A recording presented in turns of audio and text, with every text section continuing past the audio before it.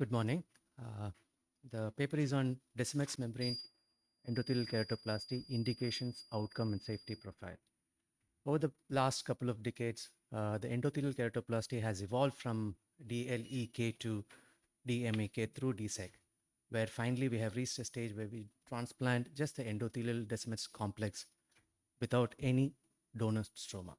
So the aim of this study was to analyze the indications, outcome, and safety profile of DMEK in eyes with endothelial dysfunction. This was a retrospective study. Uh, Period was from January 2017 to 23, April 23. Inclusion criteria was, any patient who has undergone a DMEK or a DMEK with a FACO with a IOL. We excluded all patients who were scheduled for DMEK but and didn't undergo procedure because of the damage to the donor tissue at the time of dissection. Data collected included demographics, indication for surgery, type of surgery, preoperative and postoperative vision and other clinical findings, complications, any repeat surgeries if was done, and donor factors. The donor was prepared using a double punch technique, 9.5 millimeter refined partial punch. The donor, DIM was peeled almost 3/4. Then the stroma was punched with a 3 millimeter refine. DM reposited, marked, and then second punch was done with a refine of size which was calculated to be roughly about 3 millimeter less than the horizontal white to white of the recipient. Then the Descemet's was peeled off, stained with trypan blue, and was loaded into a glass tube. After phaco, in cases which required phaco, the Descemet's was scrolled about 0.5 to 1 millimeter larger than the decided size of the donor. PI was done at 6 o'clock, scroll injected in, orientation confirmed. The scroll was unfolded using tap, and then air or SF6 was injected to create a tight fill which was maintained for 15 to 20 minutes and then decompressed a little. We had 56 eyes of 50 patients. Male to female was 15 to 35. The mean average age was around 65 years. Follow-up was 16 months. 26 patients had DMEK triple, while 30 had plain DMEK done. Of the indications, the most common, 70% was Fuchs dystrophy, followed by pseudophakic bullous keratopathy, then eye syndrome, viral keratitis, and one failed DSEC. Donor parameters, the death to utilization time was nearly 3 days, and the mean endothelial donor count was more than 3,000. 20% SF6 gas was used as a tamponade agent in 35 eyes and air in the rest. Postoperatively, time to resolution of the corneal edema was noted to be around 8 days mean. Endothelial post-surgery count was around 1,600, which showed about 48% loss in endothelium. Visual acuity, both uncorrected and best corrected visual acuity, showed a significant improvement post-procedure. Preoperatively, about 61% was less than 660, while post-DMEK, 48 of eyes of the 56, that is around 85 to 86%, showed improvement, of which 60.7 had 612 or better. 8 eyes did not improve because of pre-existing conditions like glaucoma and macular pathologies. There was no significant difference in improvement between DMEK alone or DMEK triple. Most common complication we faced was the detachment of the Descemet's membrane or the Descemet's disc after the procedure, which was seen in about 11 eyes, then followed by steroid-induced glaucoma, pupillary block, posterior capsular opacification, primary and late graft failure, infection in one, filamentary keratitis, and CME in one each.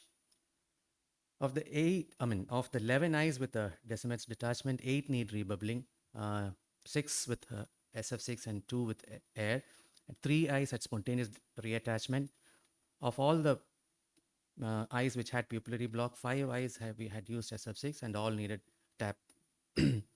Coming to discussion, DMEK is much more physiological than other forms of transplant, and all other factors like faster visual recovery, more predictive refractive outcome, reduced risk, complication rate, all this have been described. The first report of DMEK was in 2008 from Namela's group, and this study is the first report of a series from our state.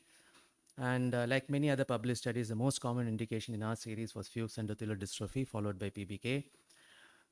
Nearly 86% had vision improvement, and 34 of the 56 eyes had 612 or better. The wide variation in the reported improvement after of vision after DMEC, like 70 to 98%, can be because of the difference in patient population and the duration of the edema or the endothelial disease the patient had, because long-term edema can cause permanent stromal changes, which may not improve after surgery. Uh, faster resolution in all the cases.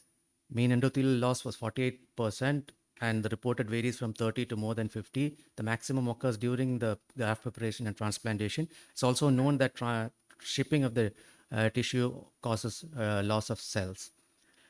DM detachment in 11 eyes, 3 spontaneous because of shallow detachment, 8 needed rebubbling, of which 6 was in the SF6 group. But then rather than the gas or the problem here was mainly because of surgeon experience. Okay, it was the initial, we had SF6 in the initial groups, and towards the latter it was the air which was used as a tamponade agent as the experience of the surgeon group. So most likely it is the experience that is a factor here rather than the gas. Same for the pupillary block too.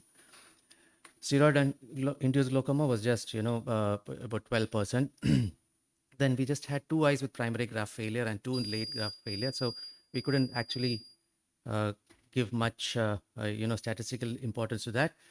So first report here provides for faster recovery with lower rate of complication, and probably then because of this it might be the preferred choice in endothelial pathologies. The limitations is the retrospective study and the small duration.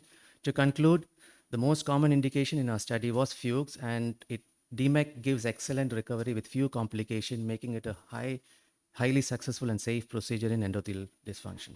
Thank you. Well done, Dr. Vinay. Good study, and congratulations for being the first reporting first from the state of Kerala. So, few things about the pupillary block. What was the like? How did it happen? Because you had filled air, so it was basically the pupillary block due to the air bubble. And was anything Both done? air and SF6. No, whatever. So it Tamponading was. agent was the reason, yes. Overfill. So you had to just, burp it in between, like you need to The decompress. problem in DMEC is if we just burp it, it will cause a hypotony that will favor detachment. So they had to be taken back into the OR the next day. The slight release of the gas and refill with saline.